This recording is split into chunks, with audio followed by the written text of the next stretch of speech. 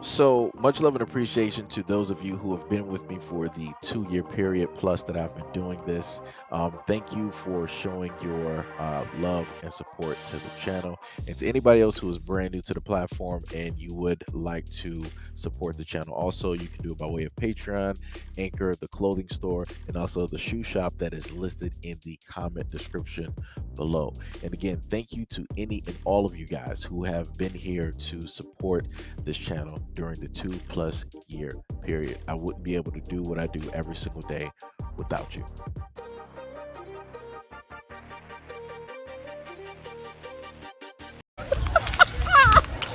This one you don't care no more. Oh, okay. All right, girl. Okay, look. All right. Look. So when I first witnessed this video, this is the clip that automatically came to mind, right? Slave play, where you have the imaginary, black woman, right, deciding that she wants to show off what she has, right, to the massa.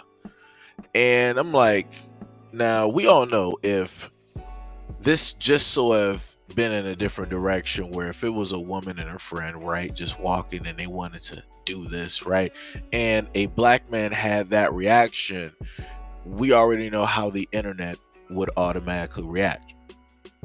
There would be a lot of like, oh, misogynistic, like, oh, why are you guys always sexualizing and hypersexualizing black women? This is what we're talking about. This is creepy type of behavior. This is predatory type of behavior. Did she consent to you looking at her like that, or to your reaction? And what specifically did he say that could potentially be assault? And it'll go into all of these other types of things where a black man would be demonized, right? But when it just so happens to be somebody other, it's all laughing, it's all fun and games, it's all a nice gesture, right? He gets to say like, oh, that's some type of birthday cake, right? He can sit up there and fetishize, right, a black woman, and it's completely fine and dandy. Everybody's laughing it off like there's no issue. Then when you just so happen to cover stories like this, and you just so happen to bring up that you have some black women out there that would prefer guys like this, or to also objectify them, you'll start getting comments like this. This is when I try to get through to the ones that are at least in a sense worth saving, that can potentially be saved, right? Because as I've stated to people before, you never know who it is that you're specifically dealing with, especially if the individual is Caucasian. They're into a variety of different things throughout life, a lot of things that you will not ever know, that they will never sit up there and be honest enough to tell you about. Their families will not open up to you and tell you directly who they are, what they're about, what they believe in, what they used to believe in, and what they believe in currently at this point in time. They're not going to be honest and speak, how they feel, about you or black people directly in front of you, your friends, or your family. They're going to save that for a behind closed door type of session. But like I said, it is what it is.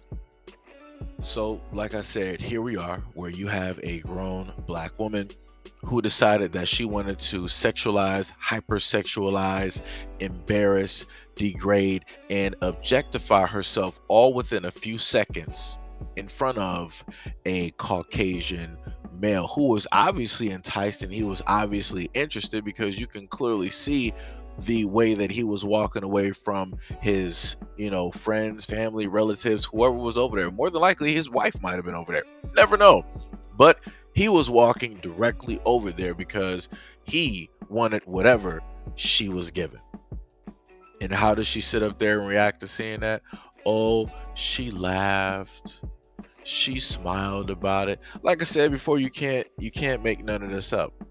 And the main thing that I want to point out as well is the fact that there is not a black man in this area, in this scenery, that you see that is forcing this black woman to objectify herself.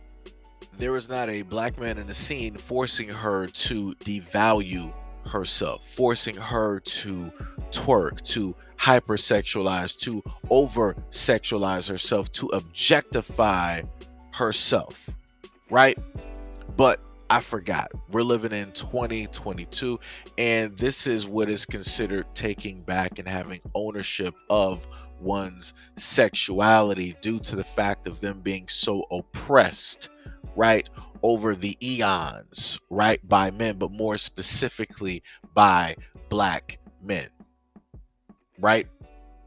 Maybe I'm wrong.